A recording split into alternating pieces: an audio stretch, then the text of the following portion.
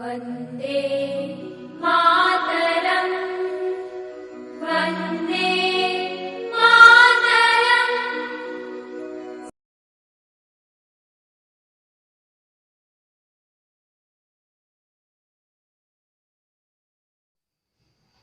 Hello friends, जय श्री कृष्णा। मैं अभी मौर्य आप लोगों का स्वागत करता हूं अपने इस YouTube फैमिली में। आज हम लोग यार इंडियन पॉलिटी पढ़ेंगे। इंडियन पॉलिटी यार वैसे भी कई सारी क्लासेस अवेलेबल हैं, आप लोग वहां से जाकर के सारी चीजें यार कवर कर सकते हो, ठीक है। वैसे भी उसके आगे की चर्चा आज हम लोग इस क्लास में करेंगे। मैंने यार बहुत सारी चीजें इंडियन पॉलिटी में कवर कर दी है, ठीक है। आप लोगों ने देखा होगा तो अच्छा है, नहीं देखा होगा तो और अच्छा है। क्यों कि उसका लिंक नीचे मैं डिस्क्रिप्शन में डाल दूंगा, आप लोग वहां से जाकर के सारी चीजें कवर कर सकते हैं। यार आप लोगों के कमेंट देखने से मुझे यार यही अनुभव होता है कि क्लास आपको पसंद आती है मेरे हिसाब से। क्योंकि यार कमेंट देखने से मुझे यही पता चलता है कि क्लास आप लोगों को पसंद आती है, ठीक है। तो उसकी चर्चा फिलहाल हम लोग छोड़ते हैं, किसी दिन लाइव आकर के बात करेंगे आराम से। आज जो हम बात करेंगे इंडियन पॉलिटी में, वो चैप्टर है हमारा कौन सा? लोकसभा। कौन सी चैप्टर है? लोकसभा।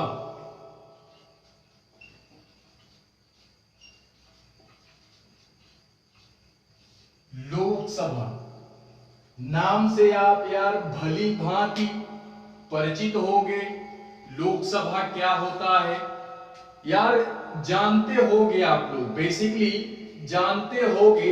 मुझे थोड़े से इसमें केवल तथ्य बताने हैं जहां से क्वेश्चन हमारे बनते हैं। अन्यथा यार ऐसा कोई भी व्यक्ति नहीं होगा, ऐसा कोई भी बंदा नहीं होगा क्लास में जिसको लोकसभा, राज्यसभा, मुख्यमंत्री, राष्ट्रपति, ये सारी बेसिक चीजें हैं। ये क्या है यार?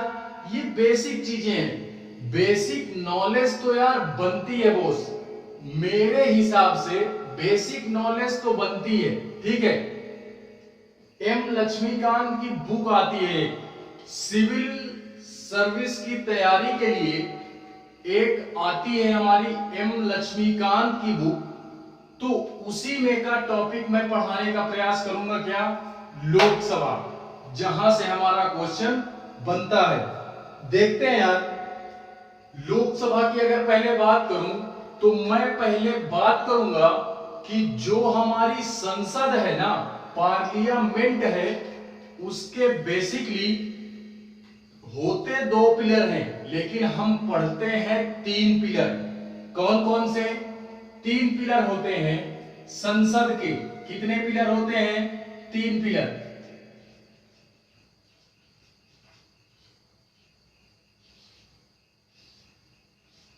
पहला होता है हमारा राष्ट्रपति, दूसरा होता है राज्यसभा, राज्यसभा एंड लोकसभा।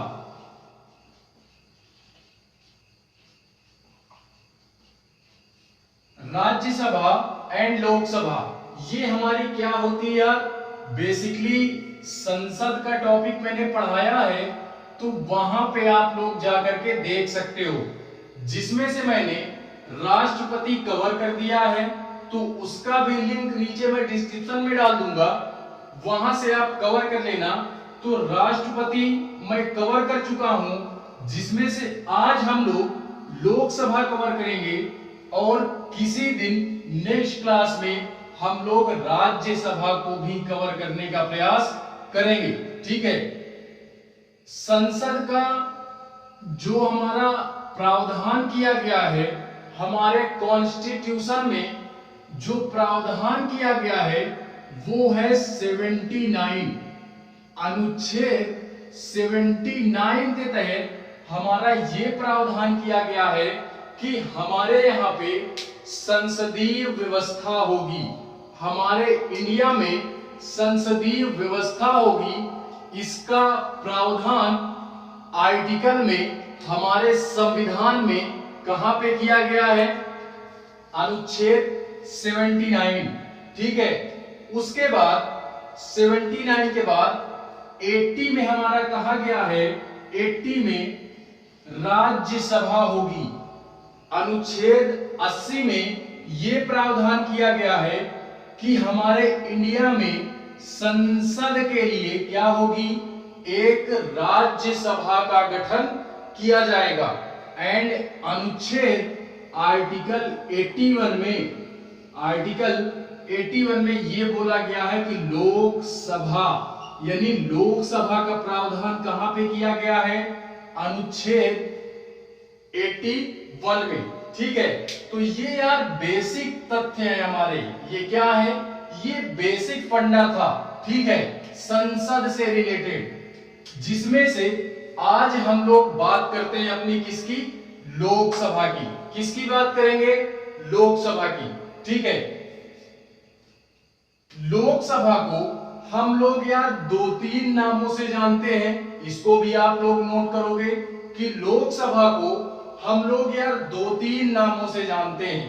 किन किन नामों से जानते हैं? पहला,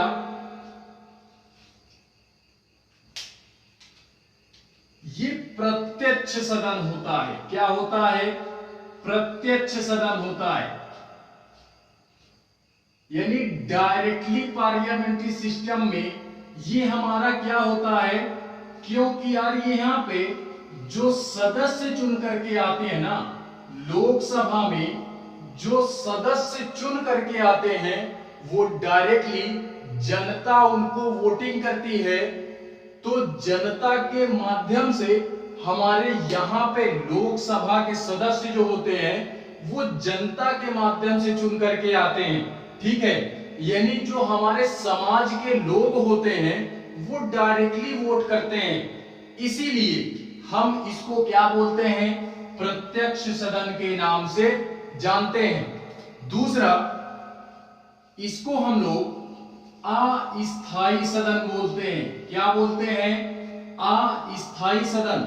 अब यार अस्थायी सदन क्यों बोलते हैं? क्योंकि अस्थायी सदन इस वजह से बोलते हैं क्योंकि कभी कभार यार ऐसा होता है कि यहाँ के जो सदस्य होते हैं ना वो अपना बहुमत खो देते हैं। क्या होता है? उनकी सरकार गिर जाती है। जो भी मंत्रिपरिषद में या जिसकी भी सरकार होती है उसका यार बहुमत क्या होता है? अगर गिर जाती है तो राष्ट्रपति जी प्रधानमंत्री की सहायता से लोकसभा का विघटन कर देते हैं। ये आर्टिकल की क्लास आप लोग लिए होंगे, तो यार वहां पे मैंने बताया आर्टिकल 85 में ये सारी चीजें हम पढ़ चुके हैं। इस वजह से इसको अस्थायी सदन के नाम से भी जाना जाता है। एंड तीसरा है हमारा लोकप्रिय सदन।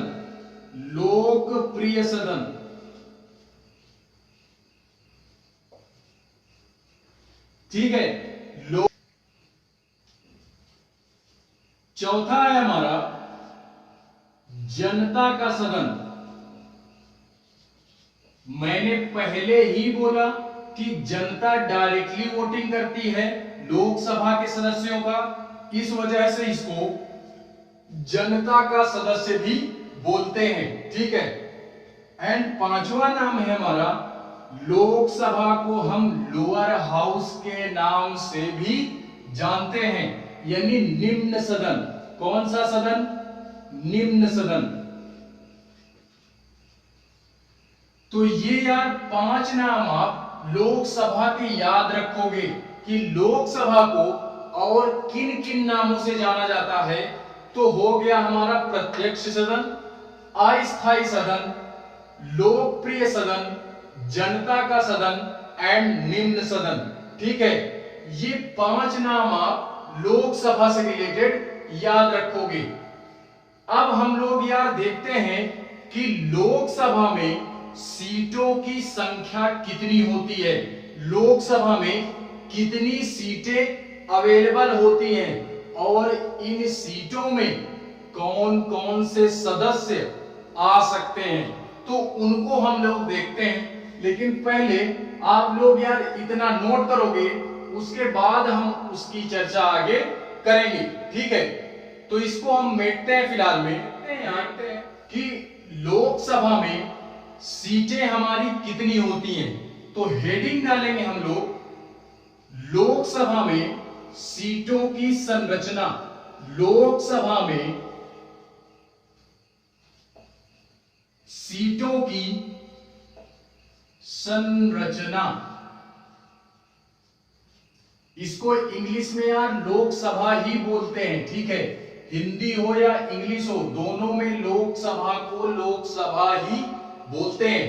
ठीक है, तो लोकसभा में अगर मैं सीटों की आवंटन की बात करूं तो इसमें यार कुल मिलाकर के जो अधिक से अधिक सीटें हो सकती हैं वो होती है 552 सीटें। कितनी सीटें? लोकसभा में जो सीटें होती हैं वो ज्यादा से ज्यादा 552 सीटें। कितनी सीटें? 552 सीट लोकसभा में होती हैं। ठीक है, राज्यसभा की अभी हम लोग बात नहीं कर रहे हैं। ठीक है, उसकी क्लास नेक्स्ट क्लास में हम लोग बात करेंगे राज्यसभा की। ठीक है, तो लोकसभा में जो कुल सीटें होती हैं वो कितनी होती हैं?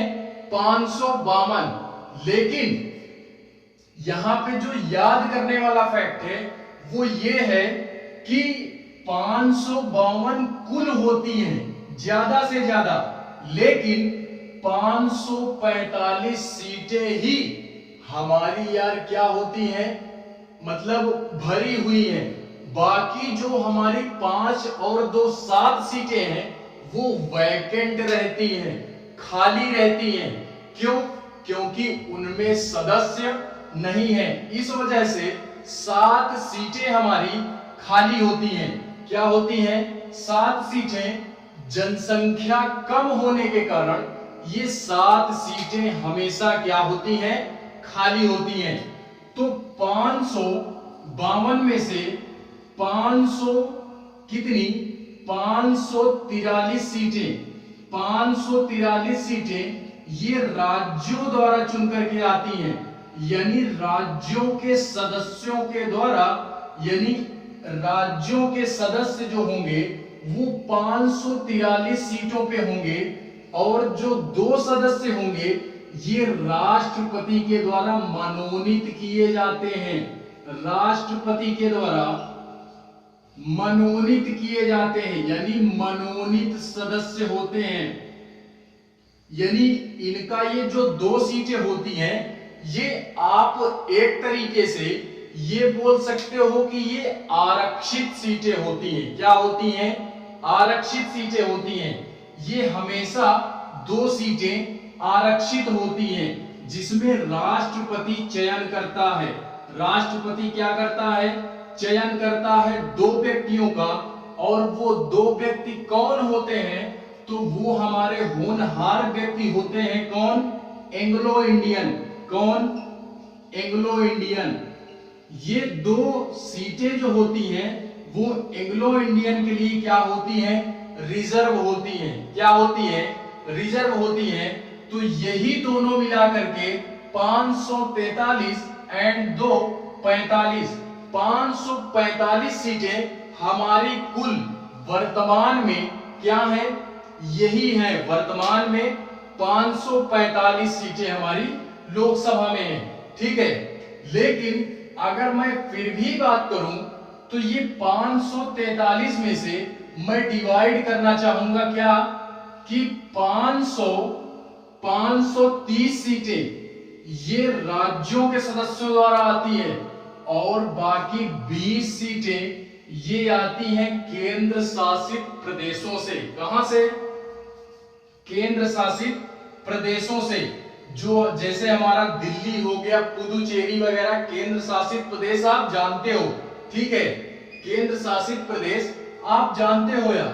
तो 530 सीटें ये कहां से होती हैं? राज्यों से होती हैं, जो कि 530 में से 530 लोग इसमें पूरे आ जाते हैं, इसमें पूरे आ जाते हैं, पूरे सदस्य।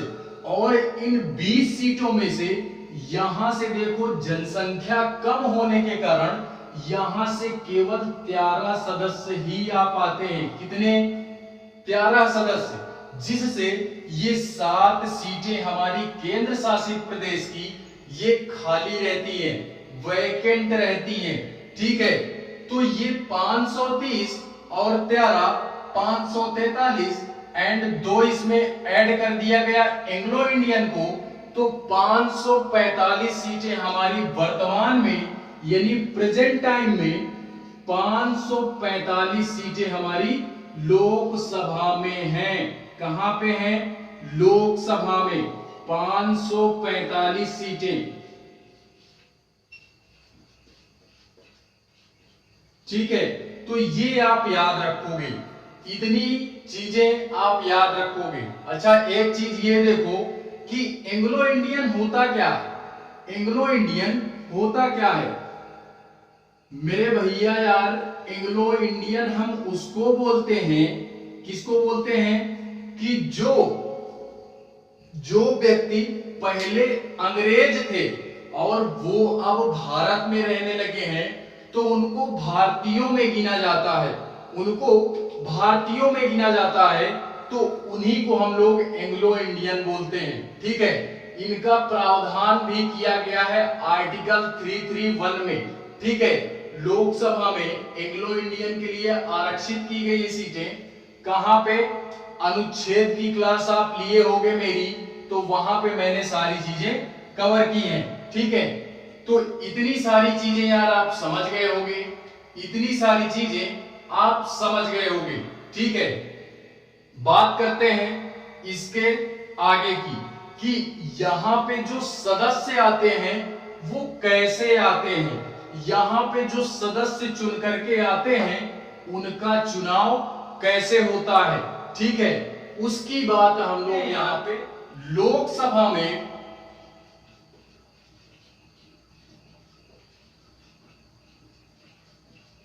सदस्यों का चयन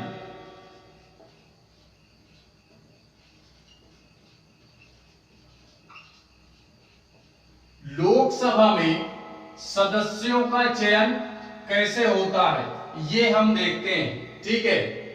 तो लोकसभा में सदस्यों का चयन यार 2-3 माध्यम से होता है, 2-3 माध्यमों से लोकसभा में सदस्यों का चयन होता है, ठीक है। अभी हम लोग उसकी बात नहीं कर रहे हैं कि कौन लोग लोकसभा में चुनाव लड़ सकते हैं, उसकी बात अभी मैं आगे करूंगा, ठीक है, उसकी बात अभी हम लोग आगे करेंगे। लेकिन यहां पे हम ये देखते हैं कि यहां पे जो सदस्य आते हैं वो मतलब किस प्रकार से आते हैं उसको देखते हैं। तो पहला पॉइंट, प्रत्यक्ष रूप से आते हैं, प्रत्यक्ष रूप से यानी डायरेक्टली रूप से आते हैं। मैंने पहले ही बोला कि डायरेक्टली रूप से, इसका मतलब ये है कि यार जनता जो होती है वो अपने प्रतिनिधित्वकर्ता का चुनाव स्वयं करती है। क्या करती है? जनता जो होती है वो खुद वोटिंग करती है। बाकी राज्यसभा में ऐसा नहीं होता है, राज्यसभा में ऐसा नहीं होता है, ठीक है। राज्यसभा की बात हम नेक्स्ट क्लास में करेंगे। ये लोकसभा में जनता जो होती है वो सीधे तौर पे वोटिंग करती है, तभी यहाँ के सदस्य चुन करके आते हैं लोकसभा के। इसी वजह से इसको हम प्रत्यक्ष सदन भी बोलते हैं। दूसरा, सार्वभौम मताधिकार। सार्वभौम मताधिकार द्वारा सदस्य चुन करके आते हैं। इसका क्या तात्पर्य है यार? सार्वभौम मताधिकार का तात्पर्य यह है कि जो भी सार्वजनिक व्यक्ति है, जो भी जनता के व्यक्ति हैं, या जो भी इंडिया के नागरिक हैं, वो वोटिंग करेंगे। तो कब करेंगे? आप लोग जानते हो 18+ होंगे तभी वोट करेंगे। 18+ यानी 18 साल के नीचे के व्यक्ति चुनाव में वोटिंग नहीं कर सकते हैं, ठीक है। तो 18 एबव वाले लोग क्या करते हैं? लोकसभा में सदस्यों का चुनाव करते हैं। इसी को हम लोग सार्वभौम मताधिकार के नाम से जानते हैं, ठीक है। एंड तीसरा है हमारा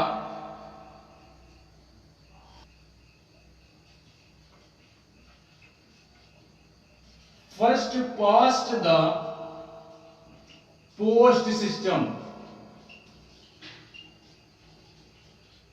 तीसरा हमारा ये सिस्टम होता है कि first past the post system.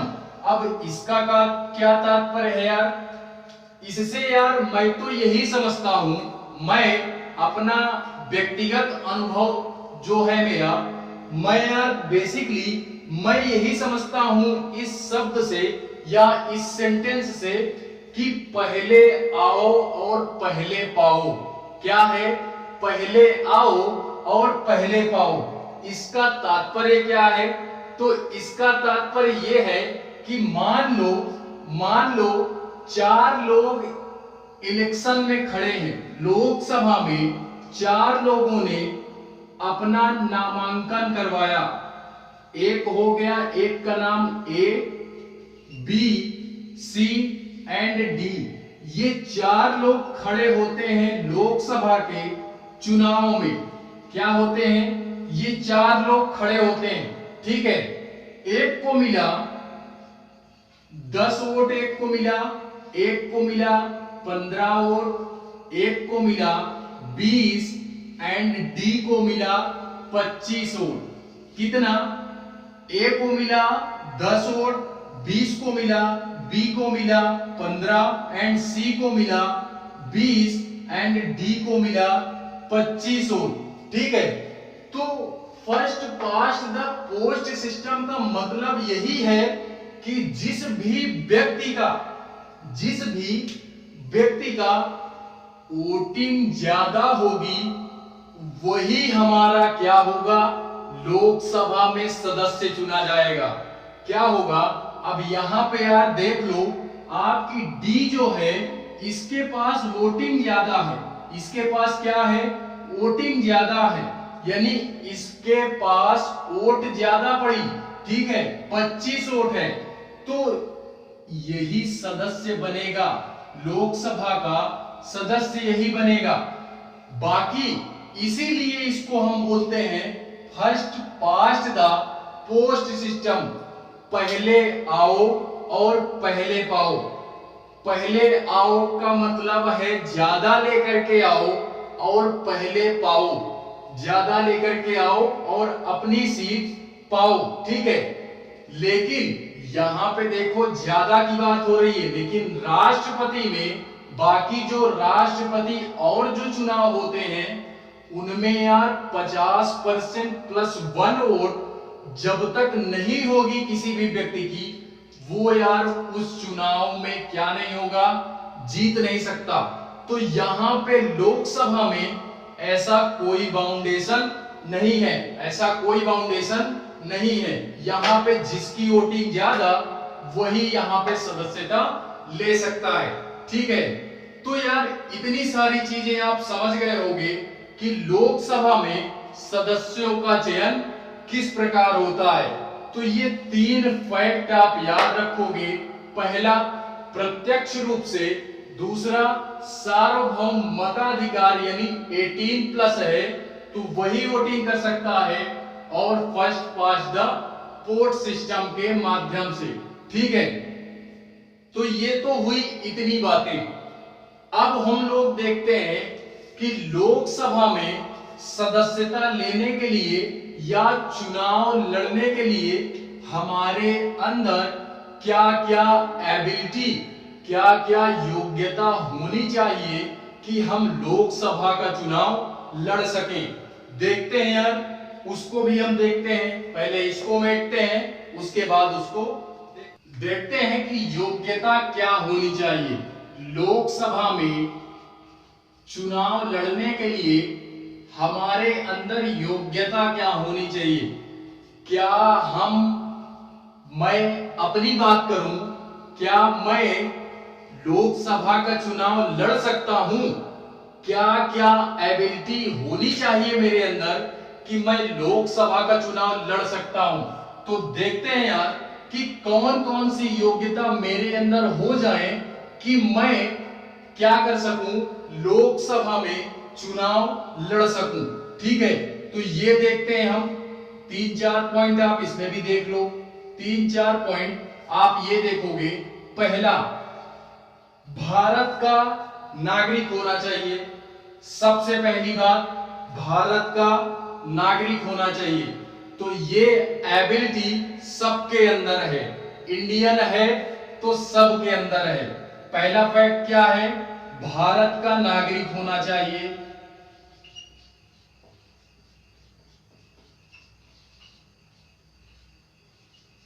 ये सारी चीजें पढ़ लिए तो जान लो आप कि राजनीति में उतर सकते हो, क्योंकि यार सारी चीजें तो आप लोगों ने जान ली ना।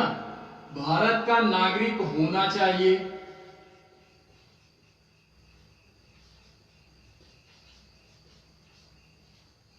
आप पढ़ी लिखी राजनीति कर सकते हो। बाकी जो नेता हैं यार वो सब पढ़े लिखे नहीं है, लेकिन आप पढ़ी लिखी राजनीति कर सकते हो। ठीक है, पहला पॉइंट भारत का नागरिक होना चाहिए। दूसरा पॉइंट 25 वर्ष की आयु कंप्लीट करना चाहिए। इसमें देखो हम चढ़ गए भैया, 25 वर्ष की आयु कंप्लीट होनी चाहिए। पूरा कर चुका हो, सेंटेंस पे ध्यान देना है। 25 वर्ष की आयु पूरा कर चुका हो। 25 वर्ष से एक भी दिन कम हो तो लोकसभा का चुनाव नहीं लड़ सकते। ठीक है, 25 वर्ष की आयु जिसकी कंप्लीट है वो व्यक्ति क्या कर सकता है? योग्य है लोकसभा में चुनाव लड़ने के लिए। ठीक है, तो ये एबिलिटी हमारे अंदर नहीं है मेरे भाई, तो हम यार नहीं लड़ सकते अभी। आपके अगर है योग्यता तो आप यार लड़ सकते हो आसानी से। ठीक है, क्वेश्चन यहां से देखो एक बन सकता है। क्वेश्चन एक यार ये बन सकता है कि प्रधानमंत्री बनने के लिए कम से कम कितनी आयु होनी चाहिए? कम से कम की बात बोल रहा है, और ज्यादा से ज्यादा बात करेगा तो यार कितनी आयु होनी चाहिए प्रधानमंत्री बनने की? तो यार यहां से क्वेश्चन यही पूछेगा कि प्रधानमंत्री बनने के लिए कम से कम कितनी आयु होनी चाहिए? तो आप यार बोलोगे 25 वर्ष। कितना? 25 वर्ष। 25 वर्ष के आप हो तो आप क्या कर सकते हो? प्रधानमंत्री बन सकते हो। नरेंद्र मोदी जी, सॉरी माननीय नरेंद्र मोदी जी, हस्ती है, बहुत बड़ी हस्ती यार, तो वैसे नाम ले लेंगे। ठीक है, माननीय मोदी जी हमारे जो प्रधानमंत्री बने हैं यार, वो यार लोकसभा से ही बने हैं। कहां से बने हैं? लोकसभा से ही बने हैं। इससे पहले प्रधानमंत्री जब वो नहीं थे तो वो भी लोकसभा के सदस्य थे। कहां के सदस्य थे? लोकसभा के सदस्य थे। तो यार वो यहीं से प्रधानमंत्री बने हैं, मोदी जी। ठीक है, इसको भी याद रखोगे। ज्यादा से ज्यादा की अगर बात करें, ज्यादा से ज्यादा की बात करेगा तो ज्यादा से ज्यादा यार राज्यसभा में प्रधानमंत्री बनना है तो किसी एक सदन का मेंबर होना जरूरी है। चाहे आप लोकसभा के सदस्य हो या राज्यसभा के सदस्य हो, तो दोनों में से किसी एक का सदस्य होना जरूरी है। आप ना लोकसभा के सदस्य हो ना राज्यसभा के सदस्य हो तो आप प्रधानमंत्री नहीं बन सकते। उससे पहले किसी ना किसी सदन की सदस्यता लेनी अनिवार्य है। तो जो राज्यसभा होता है ना, उसमें यार 30 साल होती है। अगर राज्यसभा से आपको प्रधानमंत्री बनना है तो आपकी जो आयु होगी, जो एज होगी, वो 30 साल होगी। क्या होगी? 30 साल। और लोकसभा से बनना है तो 25 साल। क्वेश्चन यही घुमाएगा कि कम से कम प्रधानमंत्री एज बनने की क्या है, तो 25 साल, और ज्यादा से ज्यादा कितनी है, तो वो है 30 साल। ठीक है, वो है हमारी 30 साल। तीसरा पॉइंट देखते हैं। तीसरा पॉइंट ये है कि किसी लाभ के पद पर नहीं होना चाहिए। लाभ के पद पर नहीं होना चाहिए। लाभ के पद का मतलब ये है कि गवर्नमेंट जॉब नहीं होनी चाहिए मेरे भाई। गवर्नमेंट जॉब नहीं होनी चाहिए।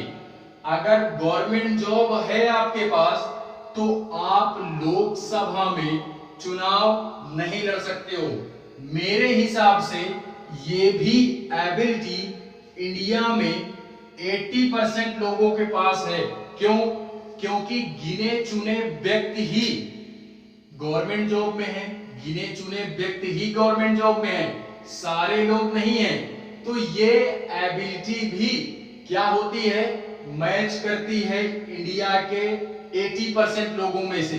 ठीक है, तो ये लाभ के पद पर भी नहीं होना चाहिए। एंड चौथा पॉइंट है हमारा कि मानसिक संतुलन उसका सही होना चाहिए। बड़ा इंटरेस्टिंग फैक्ट है, मानसिक संतुलन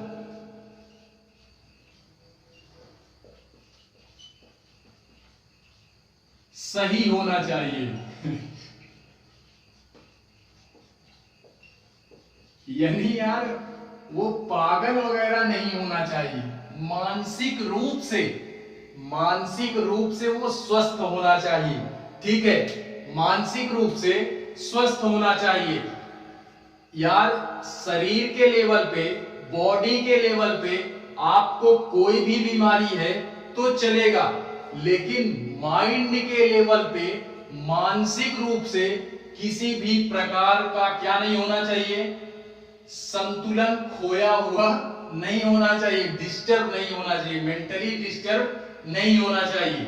ठीक है, तो ये 4 पॉइंट आप योग्यता में याद रखोगे।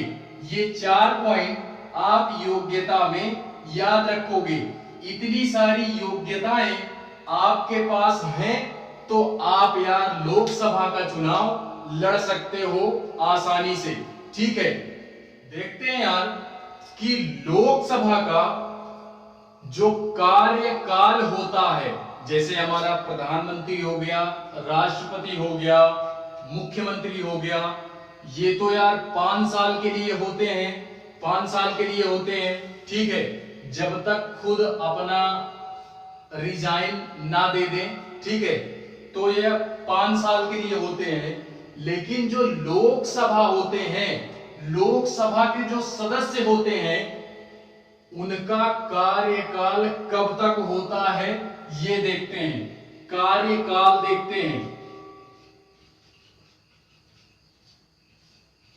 तो यार इनका भी कार्यकाल हमारा 5 वर्ष ही होता है। क्या होता है? 5 वर्ष ही होता है। लोकसभा के आप सदस्य हो तो आप यार 5 साल ही काम करोगे। ठीक है, लेकिन अगर बहुमत खो दिए, सरकार आपकी गिर गई, तो यार उससे पहले भी आपको अपने पद से इस्तीफा देना पड़ेगा, आप चाहो या ना चाहो। ठीक है, आपकी सरकार अगर गिर गई, बहुमत आपने खो दिया, यानी आपकी तरफ जितने भी मंत्री वगैरह हैं वो अगर आपका साथ नहीं दे रहे हैं तो आप यार क्या हो जाओगे, वहां से आप चाहो या ना चाहो आपको वहां से हटा दिया जाएगा, आपको हटा दिया जाएगा। ठीक है, तो पहला तो होता है 5 वर्ष के लिए और दूसरा इसमें होता है बहुमत खो देने पर। इसको भी नोट कर लेना आप, बहुमत खो देने पर वो यार इसीलिए बोला गया है कि अस्थायी सदन है, लोकसभा का विघटन हो सकता है, राष्ट्रपति लोकसभा का विघटन कर सकते हैं प्रधानमंत्री की सहायता से या प्रधानमंत्री जी से बोल करके। ठीक है, तो उसको भी आप नोट कर लोगे। अब यहां पे आप एक नोट पॉइंट डालोगे, नोट पॉइंट, 1 रुपए की नोट डाल लो, 1 रुपए की नोट।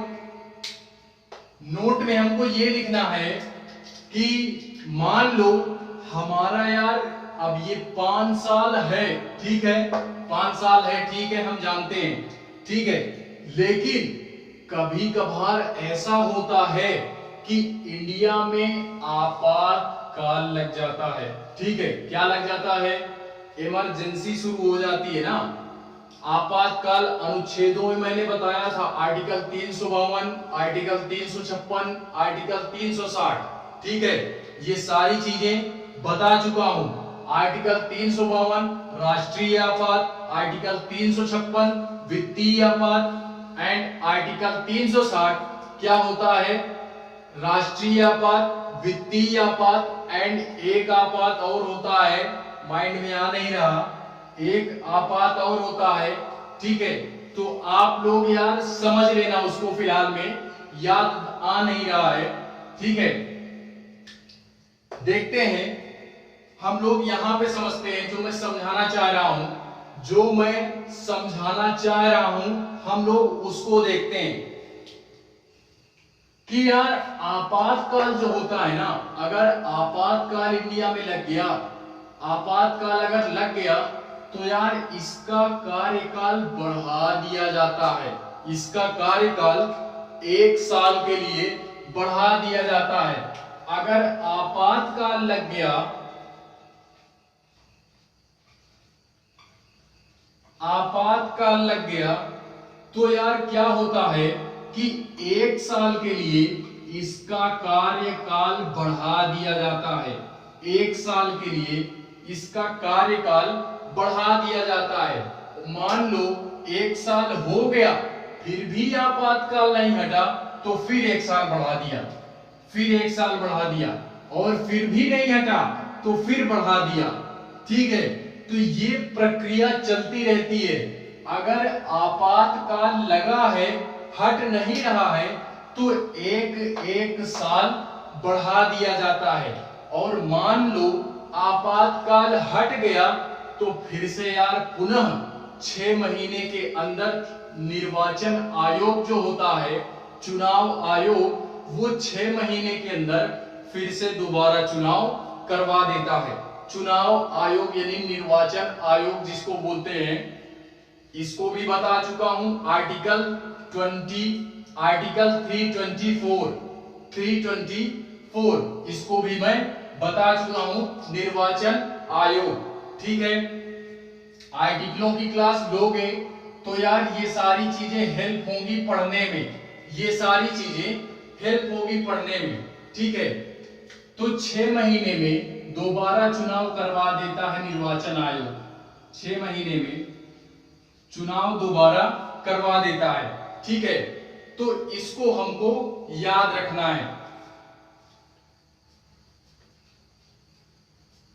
उसके बाद हम लोग एक नोट और डाल लो, एक नोट और डालते हैं कि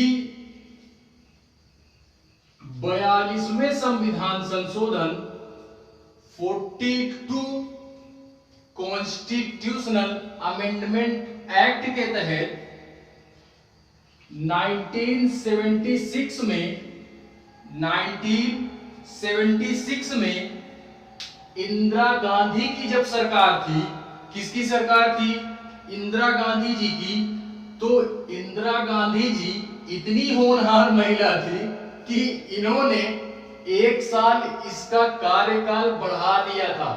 ये 5 साल अभी वर्तमान में है, लेकिन इंदिरा गांधी जी की सरकार में इसको 6 वर्ष कर दिया गया था। कब कर दिया गया था? तो 42वें संविधान संशोधन 1976 में इसका कार्यकाल 6 वर्ष कर दिया था। किसने? इंदिरा गांधी जी ने। किसने किया था? इंदिरा गांधी जी ने। लेकिन फिर दोबारा से 44वें संविधान संशोधन 1978 में जब इनकी सरकार चली गई, आई हमारी गैर कांग्रेसी सरकार। कौन सी? मोरारजी देसाई के नेतृत्व में। मोरारजी देसाई जी की सरकार जब आई तो यार उन्होंने इसको फिर से संशोधन किया। इसमें उन्होंने फिर से 6 वर्ष को हटा करके 5 वर्ष ही कर दिया। क्या कर दिया? 5 वर्ष ही कर दिया। तो जो कि अब चला आ रहा है, ठीक है।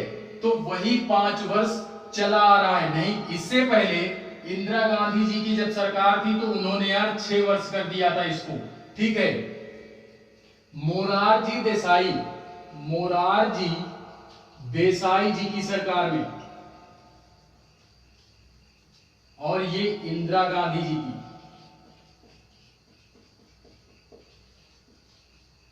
तो ये दोनों नोट पॉइंट आप लिखोगे, ठीक है।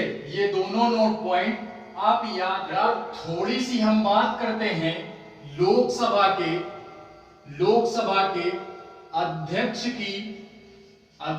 की एंड उपाध्यक्ष की। उपाध्यक्ष यार जाहिर सी बात है, आप भी जानते हो, हम भी जानते हैं। मान लो कोई भी फैमिली है यार, उसमें कोई ना कोई मुखिया तो होना चाहिए, तभी वो फैमिली चलती है, उसी के इशारे पे।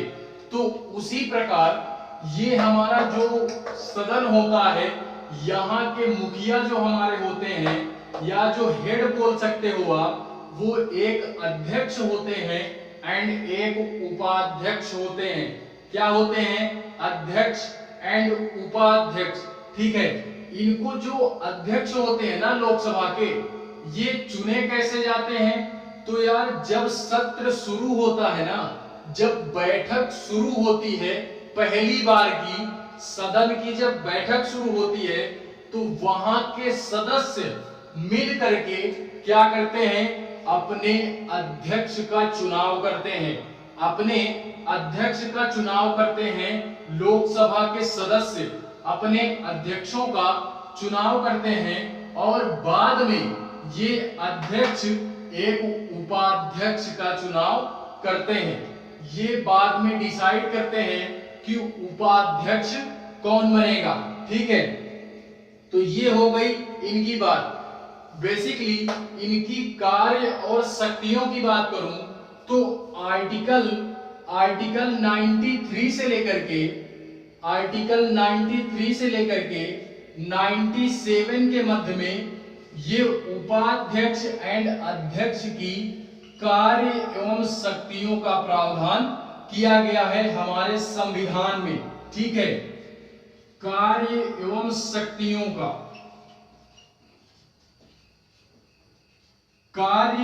शक्तियों का प्रावधान किया गया है हमारे संविधान में आर्टिकल 93 से लेकर आर्टिकल 97 के मध्य में, ठीक है।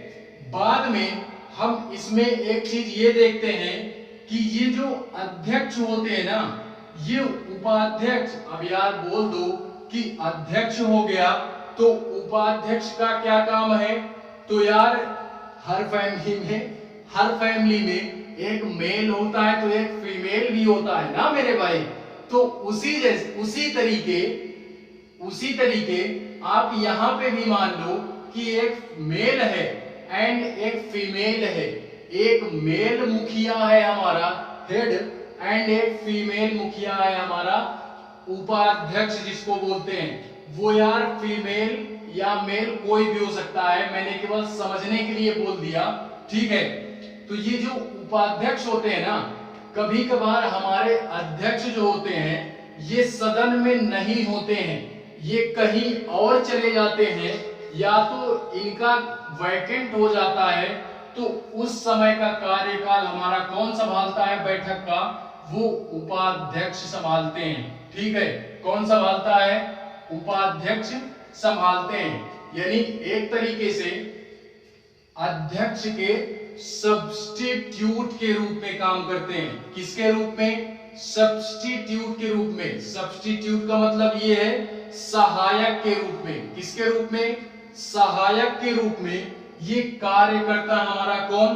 उपाध्यक्ष। शक्तियां देखते हैं कि इनको कौन कौन सी शक्तियां दी गई हैं संविधान के तहत। पूरी रूप से ये कानूनी रूप से इनको कौन कौन सी शक्तियां दी गई हैं। तो पहला यार, कोई भी विधेयक या कोई भी बिल हमारा, कोई भी विधेयक बोलो पॉलिटी के सेगमेंट में, तो पॉलिटी की भाषा में ही हम लोग बोलते हैं कोई भी विधेयक, धन विधेयक है या वित्त विधेयक है, तो ये यार हमारा कौन तय करता है? तो ये लोकसभा के अध्यक्ष ही तय करते हैं। कोई विधेयक हमारा धन विधेयक है या नहीं है, ये कौन डिसाइड करता है? तो लोकसभा के अध्यक्ष ही हमारे डिसाइड करते हैं, ठीक है। तो पहला पॉइंट आप ये नोट करोगे। एंड दूसरा, संयुक्त अधिवेशन।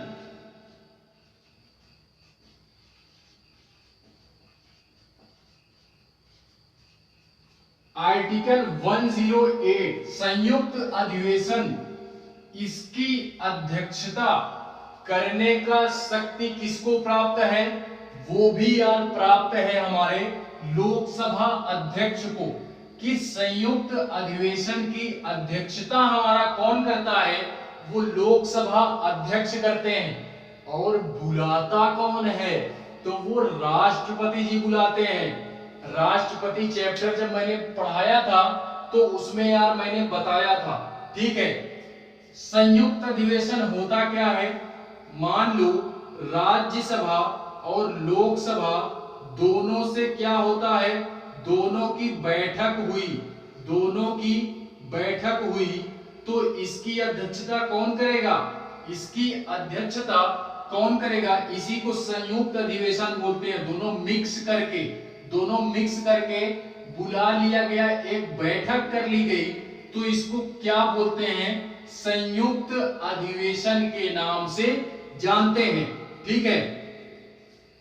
तीसरा पॉइंट कि कभी कभार मान लो कि लोकसभा में किसी भी विधेयक को लेकर के या कोई भी बिल हमारा पास किया जाएगा।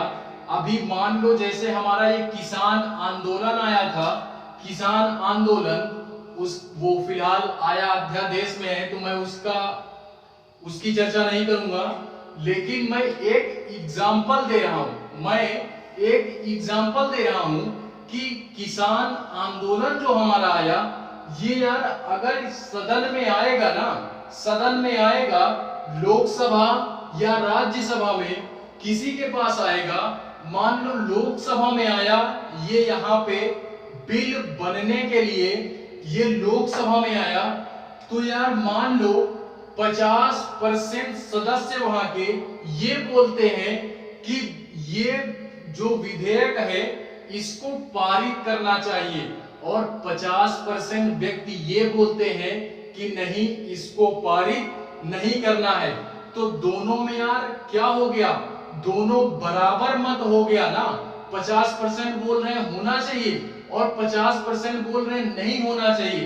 तो इस कंडीशन में लोकसभा अध्यक्ष को इतनी शक्ति, इतनी पावर दी गई है कि आप यार जिसकी साइड बोल दोगे, जिसकी साइड अपना मत दे दोगे, वही वहां पे मान्य होगा। अब वो यार किसी भी साइड में बोल सकते हैं कि यार होना चाहिए या नहीं होना चाहिए, वो जो भी फैसला लेंगे तो वो यार पारित हो जाएगा, वो सिस्टम हमारा वहां पे लग जाएगा। ठीक है, तो 50-50 आप इसको ऐसे याद करोगे, 50-50 यदि मत सेम हो जाता है तो इस कंडीशन में निर्णायक मत देते हैं। कौन निर्णायक मत देते हैं? लोकसभा अध्यक्ष हमारे, लोकसभा अध्यक्ष हमारे निर्णायक मत देते हैं। ठीक है, उसके बाद चौथा पॉइंट है इसमें, लोकसभा के जब अध्यक्ष नहीं होते हैं ना, लोकसभा के कभी कभार ऐसा होता है लोकसभा के अध्यक्ष नहीं होते हैं तो उपाध्यक्ष कार्य करता है, उपाध्यक्ष उसकी बैठक करता है, और कभी कभार दोनों नहीं होते हैं, ना तो अध्यक्ष होता है ना उपाध्यक्ष होता है। तो अब इस कंडीशन में बैठक कौन करवाएगा? अब मुखिया ही नहीं है घर का, तो यार आगे का सिस्टम कैसे चलेगा? जब घर का मुखिया ही नहीं रहेगा तो उस घर का सारा सिस्टम कौन देखेगा? आप ही बोलो, सारा सिस्टम कौन देखेगा? कोई ना कोई तो होना चाहिए। हाँ, कोई ना कोई तो होना चाहिए यार।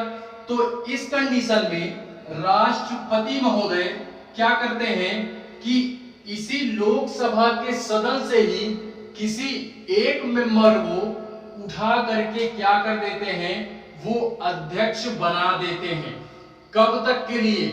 जब तक वो दोनों में से कोई एक व्यक्ति आ नहीं जाता सदन में, चाहे वो अध्यक्ष हो या उपाध्यक्ष हो, जब तक दोनों आ नहीं जाएंगे, दोनों में से कोई एक, तब तक के लिए राष्ट्रपति महोदय लोकसभा के किसी एक सदस्य को वो वहां का अध्यक्ष बना देते हैं। ठीक है, तो इतनी सारी चीजें आप याद करोगे कि लोकसभा को कौन कौन सी शक्तियां दी गई हैं, किस किस हिसाब की शक्तियां दी गई है, इसको भी यार हमको नोट करना है। तो यार कि लोकसभा में हमने अध्यक्ष और उपाध्यक्ष कैसे चुनने हैं ये तो देख लिया। अब इसी में हम बात करेंगे कि लोकसभा के अध्यक्ष और उपाध्यक्ष को हटाया कैसे जाता है। हटाया कैसे जाता है यार? चक्रव्यूह तोड़ना है तो चक्रव्यूह को भेदना भी आना चाहिए और चक्रव्यूह से बाहर निकलना भी आना चाहिए। ये नहीं हमको अभिमन्यु नहीं बनना है, हमको अर्जुन बनना है। क्या बनना है? अर्जुन बनना है। ठीक है, तो देखते हैं अध्यक्ष को कैसे हटाया जा सकता है।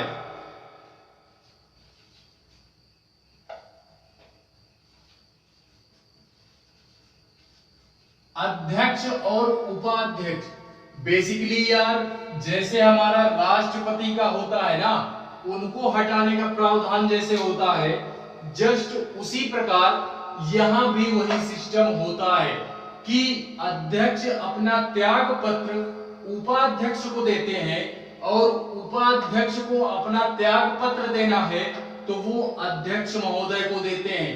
यानी एक दूसरे को अपना त्याग पत्र ये दोनों लोग दे सकते हैं। ठीक है, लेकिन इनको अगर हम हटाना चाहें, यानी जो सदस्य हैं वो हटाना चाहें, तो वो सदस्य कैसे हटा सकते हैं? तो वो सदस्य मिल करके एक प्रस्ताव पारित करेंगे। सारे सदन के पूरे लोकसभा के जो मेंबर होंगे, पूरे लोकसभा के जो मेंबर होंगे वो यार सारे लोग मिल करके एक प्रस्ताव पारित करेंगे, यानी एक हिसाब से एक बिल बनाएंगे वहीं के लिए। ठीक है, एक नियम बनाएंगे, प्रस्ताव बनाएंगे जिससे इनको हटाया जा सकता है, इनको हटाया जा सकता है। तो सारे लोग एक प्रस्ताव पारित करेंगे, सारे सदस्य एक प्रस्ताव पारित करेंगे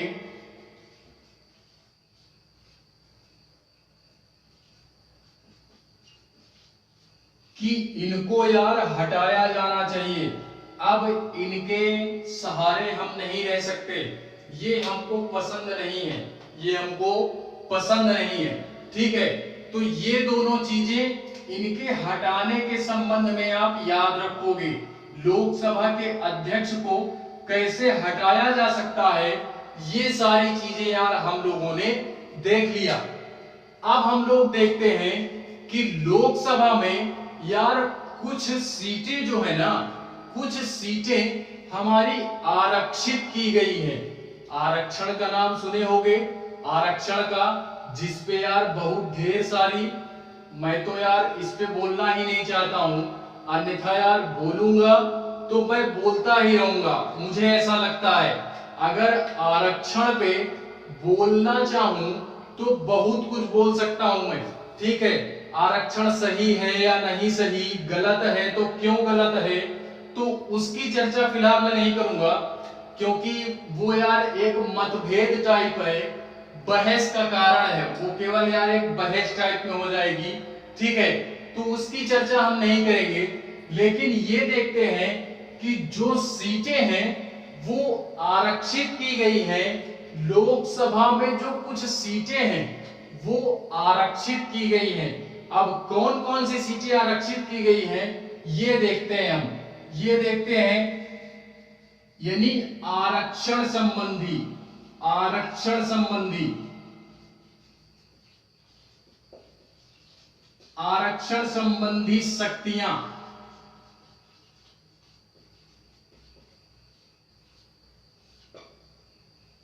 लोकसभा को, किसको, लोकसभा को अनुच्छेद 330 आर्टिकल 330 में यह बोला गया है कि लोकसभा में अनुसूचित जाति और अनुसूचित जनजाति यानी एसटी और एससी के लिए लोकसभा में सीटों का आरक्षण किया गया है, सीटें आरक्षित की गई हैं उनके लिए। बेसिकली एसटी एससी के लिए सीटें लोकसभा में आरक्षित की गई हैं।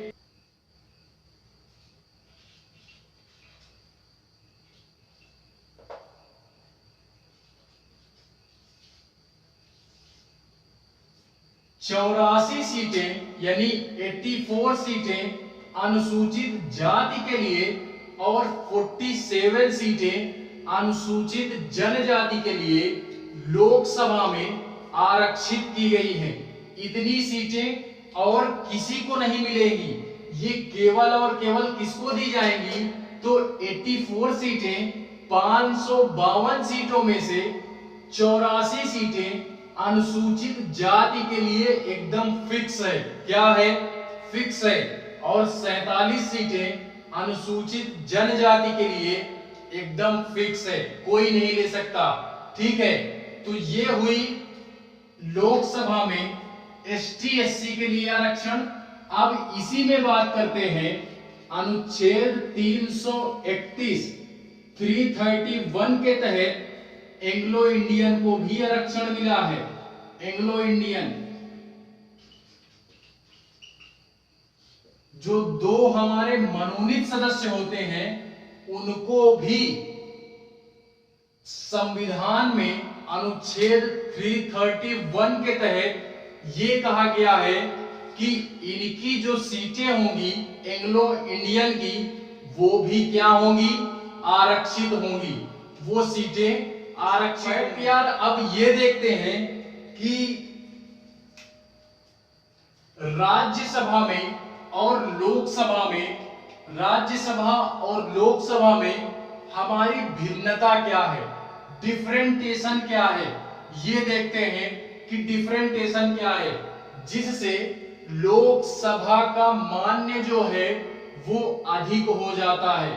तो यार लोकसभा का मान्य इस वजह से अधिक होता है क्योंकि यार जो सरकार बनती है वो यार बेसिकली यहीं से बनती है। जो सरकार बनती है वो बेसिकली लोकसभा से ही बनती है। लोकसभा से क्यों बनती है? क्योंकि यार जनता जो है वो डायरेक्टली वोटिंग करके अपना प्रतिनिधित्व करता चुनती है ना, जनता खुद चुनती है। इस वजह से ये यार ज्यादा इंपॉर्टेंट हो जाता है लोकसभा। जनता को इतना यही तो है सारे व्यक्तियों के प्रति जागरूकता, लेकिन जो व्यक्ति हैं वो समझते नहीं है, यही है। देख लो इतनी बड़ी पावर दी गई है जनता को कि यार अगर कोई भी कांड होगा ना, सरकार से कोई भी कांड हो गया तो वो यार लोकसभा के प्रति ही उत्तरदायित्व होगी, लोकसभा के प्रति ही उत्तरदायित्व होगी। क्यों? क्योंकि सरकार यहीं से बन रही है ना मेरे भाई, सरकार यहीं से बन रही है। इस वजह से यार कोई भी ब्यौरा अपने काम का, मान लो मोदी जी हैं इस समय, अब मोदी जी को यार अपने काम का ब्यौरा देना होगा तो वो कहां आएंगे? वो यार लोकसभा में ही आएंगे और अपना सारा कार्य गिनाएंगे। जनता उनसे जो पूछेगी वो उसका जवाब यहाँ पे देंगे, नहीं देंगे तो जनता सरकार गिरा देगी। जनता क्या करेगी? सरकार गिरा देगी। ठीक है, इस वजह से क्या होता है? इस वजह से लोकसभा का महत्व ज्यादा होता है राज्यसभा की अपेक्षा। राज्यसभा की अपेक्षा लोकसभा का महत्व ज्यादा होता है। तो पहला पॉइंट आप ये नोट करो। दूसरा पॉइंट हमारा यही है कि जो हमारी लोकसभा होती है वो यार यानी जो हमारी मंत्रिपरिषद या जो हमारी सरकार होती है वो लोकसभा के प्रति ही क्या होती है? उत्तरदायित्व तो होती है।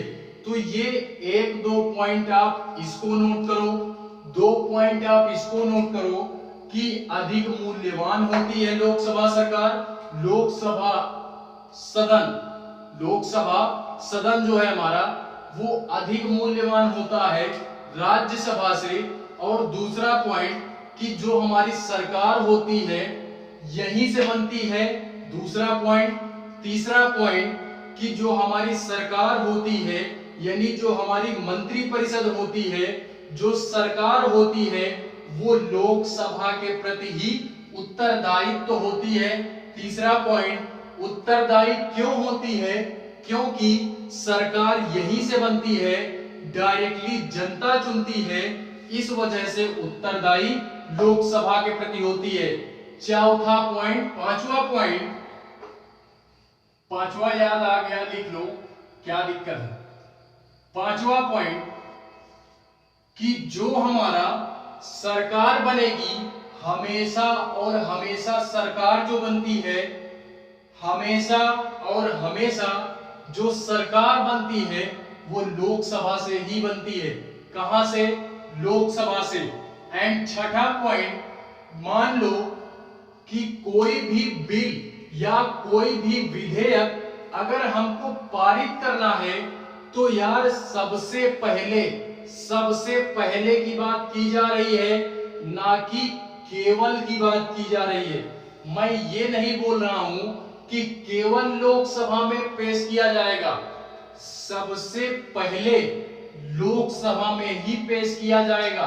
अगर किसी भी विधेयक को पास करना है यानी उसको पास करना है कि ये विधेयक यानी पूरे इंडिया में लागू किया जाना चाहिए, तो वो जो पहले बिल बनाया जाएगा, जो विधेयक बनाया जाएगा, वो सबसे पहले कहां पेश किया जाएगा? लोकसभा में। सबसे पहले लोकसभा में पेश किया जाएगा, उसके बाद राज्यसभा में इसको भेज दिया जाएगा और राज्यसभा को 14 दिन का समय दिया जाता है कि हमने इस बिल को पास कर दिया है, आप भी 14 दिन के अंदर इस बिल को पास करो, अन्यथा आप यार इस बिल को नहीं पास करोगे तो हम यार खुद ही इसको पारित मान लेंगे। देख लो कितना भयानक पावर दी गई है कि एक तरीके से फर्जदायगी कर रहे हैं ये लोग, फर्जदायगी कर रहे हैं। होता है ना कि कर दोगे तो ठीक है, नहीं हम स्वतः कर लेंगे। ये लोकसभा ये बोलती है कि हम तुमको 14 दिन का समय दे रहे हैं, इसमें आप किसी भी विधेयक को पारित कर दोगे तो अच्छा है, नहीं करोगे तो और अच्छा है, हम खुद कर लेंगे, हम खुद कर लेंगे। ठीक है, तो ये एक तरीके से राज्यसभा को फर्जदायगी करने के लिए ही दी जाती है। तो छठा पॉइंट आप ये नोट करोगे। एंड सातवां पॉइंट, एक पॉइंट और नोट करोगे, संयुक्त अधिवेशन मैंने बोला था आर्टिकल 108 में संयुक्त अधिवेशन था जो हमारा, उसमें यार उसमें भी जो बैठक करने की अध्यक्षता होती है ना, वो लोकसभा को ही दी जाती है, लोकसभा को ही दी जाती है। इसका मान्य बहुत है। क्यों? क्योंकि यार यहाँ सीटें बहुत ज्यादा हैं, सीटें जो हैं वो बहुत ज्यादा हैं। सीटें अभी मैंने बोली यार 545 सीटें वर्तमान में हैं, कुल होती कितनी हैं? 552 सीटें। ये है लोकसभा में, ये कहां पे है? लोकसभा में। लेकिन जो राज्यसभा में सीटें होती हैं वो बहुत ही कम होती हैं। किसकी अपेक्षा? लोकसभा की अपेक्षा। यहां पे 250 सीटें ही होती हैं, राज्यसभा में 250 सीटें ही होती हैं। अब यार एक एक व्यक्ति वोटिंग करेगा तो यहां तो केवल 250 ही वोट बनेंगे और यहां 545 वोट बनेंगे। यहां पे यार सदस्य ज्यादा हैं, सबको एक एक वोट देने के लिए मिलेगा, तो यहां पे तो यार बहुत ज्यादा वोटिंग हो रही है, यानी 50-50 का फर्क हो गया, 50-50 का फर्क हो गया। ठीक है, तो इसी कारणवश अध्यक्षता जो करने को मिलती है, संयुक्त अधिवेशन में जो अध्यक्षता करने को मिलती है वो लोकसभा को ही दिया जाता है। क्यों? क्योंकि यार आप खुद बोलो कि यार आप खुद बोलो किसी भी काम को करने के लिए, यार मेरे तरफ 10 लोग हैं और तुम्हारे तरफ 5 लोग हैं, तो जिसकी तरफ व्यक्ति ज्यादा उसके तरफ काम ज्यादा, जिसकी तरफ व्यक्ति कम उसके तरफ काम कम। ठीक है, तो यही है कि 545 व्यक्ति होते हैं, मेंबर होते हैं लोकसभा में। इस वजह से इधर का पलड़ा भारी हो जाता है, इधर का जो पलड़ा होता है वो भारी हो जाता है। इसी कारणवश लोकसभा को अति महत्वपूर्ण बताया गया है। ठीक है, तो सातवां पॉइंट आप ये नोट करोगे। एंड आठवां पॉइंट और नोट करो, अभी और नोट करो। आठवां पॉइंट,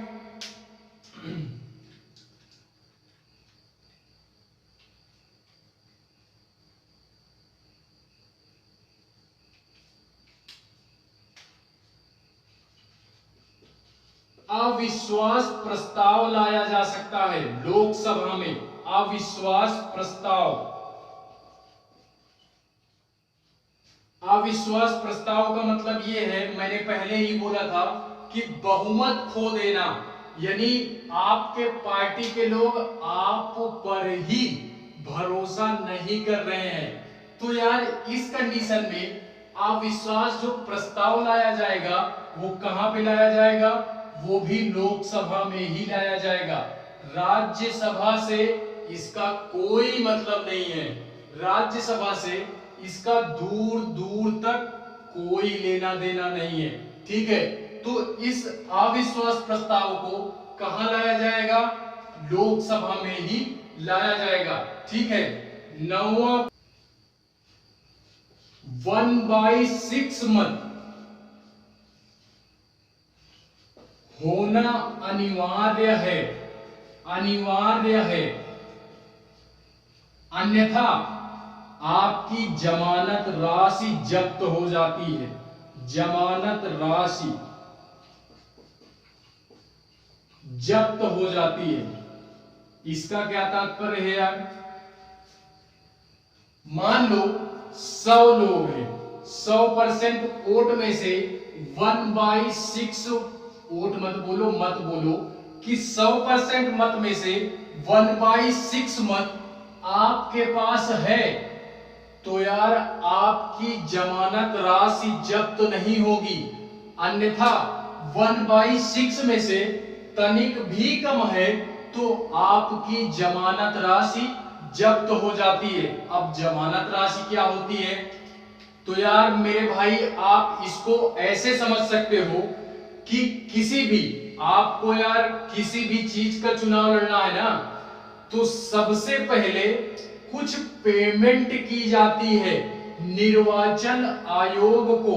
आई थिंक 15,000 रुपए पहले पे करना पड़ता है। किसी भी, आप जिला पंचायती लड़ रहे हो, विधायकी लड़ रहे हो, सांसदी लड़ रहे हो, किसी भी चीज का आप मतलब चुनाव लड़ रहे हो, तो उसमें निर्वाचन आयोग को चुनाव लड़ने से पहले, यानी जब नामांकन होता है, तो 15,000 रुपए जमानत राशि के तौर पे जमा की जाती है हर चुनाव में, चाहे छोटे लेवल का हो या बड़े लेवल का हो। 15,000 रुपए सारे चुनावों में निर्वाचन आयोग को क्या की जाती है? पेड किया जाता है। और उसमें से अगर 1/6 मत आपको नहीं मिला तो निर्वाचन आयोग आपका पैसा रख लेगा, निर्वाचन आयोग आपका पैसा जब्त कर लेगा। और 1/6 वोट आपको मिला, 1/6 मत आपको मिल गया, तो आपकी जमानत राशि आपको क्या कर दी जाती है? वापस कर दी जाती है, सही सलामत। क्या कर दी जाती है? वापस कर दी जाती है। ठीक है, तो आप इसको भी याद रखोगे। एंड 10वां पॉइंट ये नोट करोगे कि इसमें 1/6 है, लेकिन एक यहां पे नाम आता है गणपूर्ति का। गणपूर्ति, गणपूर्ति जिसको हम लोग कोरम बोलते हैं। क्या बोलते हैं? कोरम। अब यार ये कोरम क्या होता है? ये बहुत ही महत्वपूर्ण है, इसको याद करना है। गणपूर्ति अर्थात कोरम क्या होता है, ये क्या होता है? तो यार मान लो कि हमारे लोकसभा में 545 सीटें हैं, तो इसमें यार कितना बोल दिया? इसमें 1/10 बोल दिया। कितना बोल दिया? 1/10, 1/10, 1/10। 545 में से 1/10 करोगे तो मेरे हिसाब से 55 सदस्य आएंगे। 55 सदस्य, यानी 545 सदस्यों में से 55 सदस्य अगर किसी भी बैठक में, मान लो लोकसभा की बैठक में 545 सदस्य हैं और उसमें से 55 सदस्य अगर उपस्थित हैं, तो उस बैठक को वैलिड माना जाएगा। उस बैठक को वैलिड माना जाएगा। और 55 से तनिक भी कम हुए तो उस बैठक को रद्द कर दिया जाएगा। क्या कर दिया जाएगा? रद्द कर दिया जाएगा। अब वो चाहे लोकसभा में हो या राज्यसभा में हो। लोकसभा में, राज्यसभा में होगा तो 250 सीटें हैं, 250 का 1/10 करोगे तो मेरे हिसाब से 25 सीटें आएंगी। 25 सीटें, तो 25 मेंबर, 250 मेंबरों में से अगर 25 मेंबर बैठक में सम्मिलित हो रहे हैं तो उस बैठक को क्या माना जाएगा? वैलिड माना जाएगा। अर्थात अन्यथा उस वैलिड को क्या कर दिया जाएगा? उस बैठक को खारिज कर दिया जाएगा। ठीक है, तो ये 10वां पॉइंट हुआ। ये हमारा इसमें ज्यादा इंपॉर्टेंट होता है, गणपूर्ति कोरम, ये थोड़ा सा ज्यादा इंपॉर्टेंट है, इसको याद रखोगे। ठीक है, पॉइंट 11वां पॉइंट, लोकसभा में या राज्यसभा में, किसी में भी, लोकसभा में या राज्यसभा में मान लो बैठक चल रही है, सत्र हमारा चल रहा है और आप उस सदन के मेंबर हो और बिना बताए स्कूल में जैसे होता है ना यार, बिना एप्लीकेशन दिए गए तो मैडम मारती हैं, ठीक है, उसी तरीके यहां पे सदन में भी, चाहे वो लोकसभा हो चाहे वो राज्यसभा हो, अगर बैठक चल रही है तो आपकी अनिवार्यता जरूरी है। आप चाहे सांसद हो, विधायक हो, इससे कोई मतलब नहीं है। राज्यसभा में जो होते हैं वो विधायक होते हैं, वहां मतलब राज्य के प्रतिनिधित्व करता जाते हैं। राज्यसभा में बेसिकली विधायक ही होते हैं, लोकसभा में सांसद वगैरह होते हैं। ठीक है, तो यहां हम बात कर रहे हैं लोकसभा की, तो यहाँ पे जो मेंबर होंगे लोकसभा के वो सांसद वगैरह ही होंगे।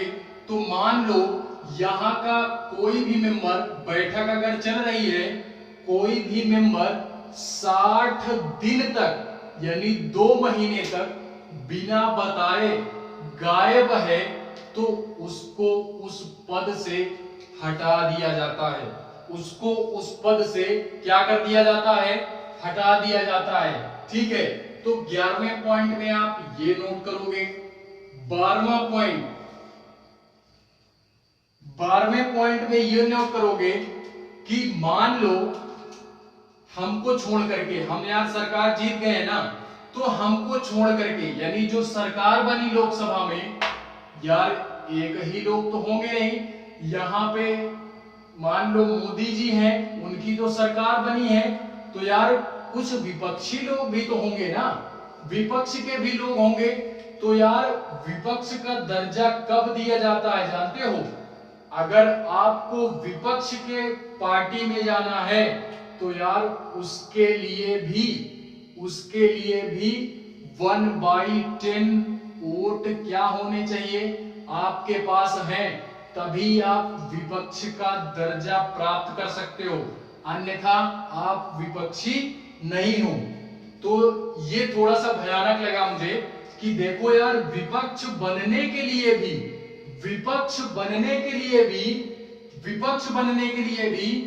कम से कम 1/10 अभी मैंने बोला था 245 सीटें, 200 नहीं, वो राज्यसभा में, लोकसभा में 545 सीटें हैं, तो इसमें से 55% अगर सदस्य आपके पास नहीं है तो आप यार विपक्ष पार्टी नहीं हो हमारी, आप विपक्ष पार्टी नहीं हो। अगर 55% सदस्य हैं या उससे ज्यादा हैं तो आप हमारे विपक्षी कहलाओगे। आप क्या कहलाओगे? हमारे विपक्षी कहलाओगे। इस समय प्रेजेंट टाइम की बात करूं तो विपक्ष की पार्टी कौन है? मोदी जी की सरकार है, ये जानते हो। मंत्री परिषद किसकी है? मोदी जी की। तो इनके विपक्ष में कौन है? तो वो है हमारी कांग्रेस की सरकार। कौन है? कांग्रेस। ठीक है, उनके पास 55% प्लस सदस्य हैं, इस वजह से उनको दर्जा दिया गया है किसका? विपक्ष का, कि वो मोदी जी के कौन है? विपक्ष पार्टी है। ठीक है, तो इसको भी नोट करना है, इसको भी हमको नोट करना है। 13वां पॉइंट, लास्ट है, यहां से इसका एंड है। 13वें पॉइंट में यह बोला गया है कि जो हमारा विपक्ष का नेता होगा ना, अब यार आप खुद सोचो कि कोई हीरो है तो किसी को विलन भी बनना पड़ेगा। कोई हीरो है यार, तो विलन भी बनना पड़ेगा ना। तो हमारे मोदी जी जब हमारे हीरो हैं, तो उनके विपक्ष में विलन कौन है? राहुल गांधी जी, सोनिया जी, ठीक है। तो उनको भी, इधर के हेड मोदी जी, तो उधर के हेड कौन? उधर का भी एक हेड बनाया जाएगा। वो कौन है इस समय अध्यक्ष? सोनिया जी। कौन है? सोनिया जी, ठीक है। तो वो उनको कैबिनेट स्तर का, उनको भी कैबिनेट स्तर का दर्जा दिया जाता है। कैबिनेट स्तर का। भले विपक्ष में है तो क्या हुआ? भले विपक्ष में है तो क्या हुआ? कैबिनेट का दर्जा तो मिलेगा ही मिलेगा ना यार। कैबिनेट का दर्जा मिलेगा। और ये चीज पहले से नहीं थी, ये चीज पहले से नहीं थी। जब हमारा देश आजाद हुआ तो ये चीज पहले से नहीं थी। इसको लाया गया 1977 में। इसको यार लाया गया, इसको लाया गया 1977 में। इस व्यवस्था को लागू किया गया कैबिनेट स्तर का दर्जा देने के लिए विपक्षी पार्टी को।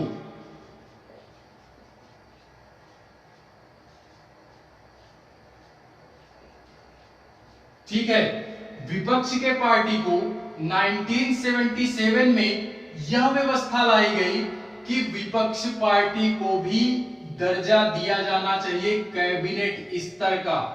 यानी सरकार जहां बनती है, सरकार जिसकी बनी है, उस लेवल का, उस लेवल का, मोदी जी के लेवल का राहुल सोनिया जी को दर्जा मिला है। केवल उनकी सरकार ही तो नहीं है ना, केवल सरकार ही तो नहीं है उनकी, बाकी यार हम आपके टक्कर के तो है ही, आपके टक्कर के तो हम हैं ही ना। तो इसी कारणवश इस कैबिनेट स्तर का दर्जा इनको दिया जाता है। ये गैर कांग्रेसी सरकार में इसको लाया गया, यानी तब कांग्रेस की सरकार नहीं थी, गैर कांग्रेसी सरकार।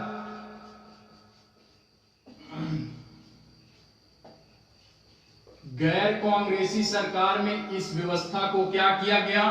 लागू किया गया। तो यार ये 13 पॉइंट आप लोकसभा में कौन कौन सी लोकसभा से और राज्यसभा से डिफरेंटेशन क्या है, ये आप यार आराम से समझ गए होंगे। मेरे हिसाब से यार लोकसभा से रिलेटेड जितने भी क्वेश्चन बनेंगे वो यार आपके छूटेंगे नहीं। इस चैप्टर से जितने भी क्वेश्चन बनेंगे उन क्वेश्चनों को यार आप आसानी से कर सकते हो, क्योंकि किसी भी प्रकार का पॉइंट मैंने छोड़ा नहीं है। इस क्लास को करने के बाद आप यार एमसीक्यू हल करोगे। क्वेश्चन जो हैं ऑप्शन टाइप के आप उसको करोगे। मार्केट में जाओगे, तमाम तरीके की बुक आती है, ल्यूसेंट करके, घटनाक्रम करके तमाम तरीके की बुक आती है। आप यार बुक लाओ और ये सारा मटेरियल क्या करो, ऑप्शन में इस क्लास को अटेंड करने के बाद टिक करो कि कौन कौन से क्वेश्चन आपसे बन रहे हैं, कौन कौन से क्वेश्चन आपसे नहीं बन रहे हैं। ठीक है, क्यों यार? क्योंकि सारी चीजें मुझ पर डिपेंड नहीं करती, कुछ बहुत आप पे भी डिपेंड करता है। ठीक है, क्योंकि सिलेक्शन चाहिए आपको तो काम भी करना पड़ेगा आपको। ठीक है, तो यार ये चैप्टर हमारा यहीं पे क्या होता है? एंड होता है। ये चैप्टर हमारा यहीं पे खत्म होता है, लोकसभा खत्म। इसके बाद अगली क्लास में हम बात करेंगे नेक्स्ट किसी चैप्टर पे, या राज्यसभा पे ही बात कर लेंगे। लोकसभा पढ़ लिया है तो राज्यसभा जस्ट इसके अपोजिट होता है। ठीक है, जस्ट इसके अपोजिट होता है, तो उसकी चर्चा हम नेक्स्ट क्लास में करेंगे। क्लास अगर पसंद आती है यार तो फिर से वही बोलूंगा, लाइक करें, शेयर करें एंड कमेंट करें। ठीक है, कमेंट में कुछ भी करो लेकिन कमेंट करना जरूर। क्लास पसंद आए तो भी, ना आए तो भी, ठीक है। मिलते हैं किसी नेक्स्ट क्लास में, तब तक के लिए बाय।